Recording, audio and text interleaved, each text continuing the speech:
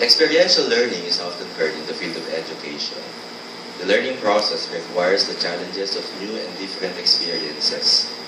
The experimenting of the unknown and necessarily must involve the making of mistakes. This in turn connotes the old cliche, experience is the best teacher.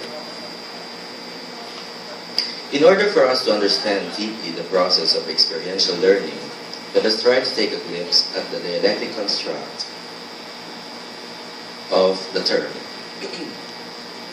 According to John Piaget, the dimension of experience and concept, reflection and action form the basic continuation for the development of adult, through which is stipulated in his developmental genetic theory.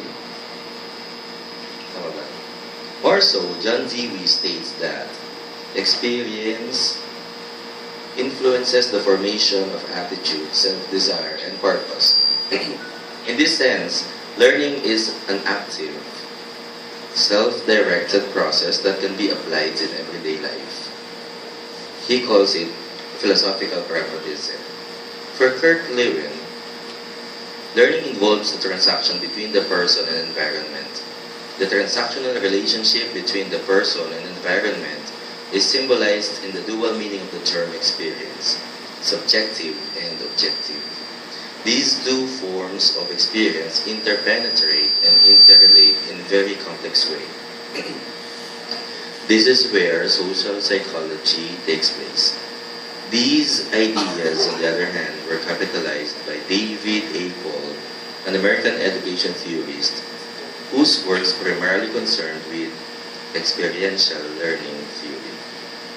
Kolb's learning theory sets out four distinct styles which are based on the four-stage learning cycle. In this respect, Kolb's model offers both a way to understand individuals' different learning styles and also an explanation of a cycle of experiential learning that applies to all. Kolb includes the cycle of learning as a central principle for his experiential learning theory, typically expressed as concrete experience, which provides a basis for observations and reflections. These observations and reflections are distilled into abstract concepts, producing new implication for action which can be actively tested, in turn creating new experiences. This process represents the learning cycle where the learner experiences all the stages, that is, experiencing, reflecting, thinking, and acting.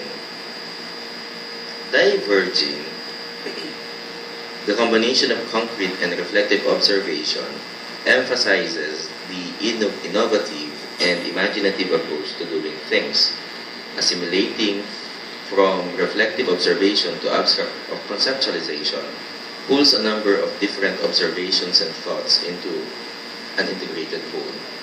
Converging begins from abstract conceptualization to active experimentation.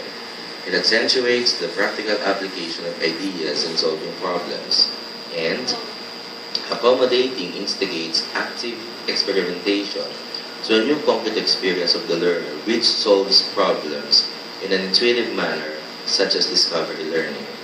The researcher had formulated 5 specific questions to determine how to mechanize the learner's new experiences using Kolb's learning cycle. First question is, what existing schema do the learners have on some concepts? The researcher wants to know the existing schema of the learner or the existing knowledge of the learners as regard the different topics to be presented during the teaching process. The second question is, what can be noted from the existing schema of the learners of the said concept?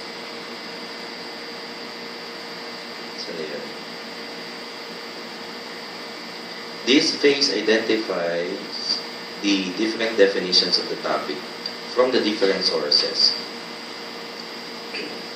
Whether the definitions are congruent or not with the schema of the learners. Upon knowing this, the third question goes with How does Kolb's learning cycle mechanize learners' existing schema into new concrete experience? As explained earlier in Kolb's theoretical framework, we can say that knowledge can be diverging or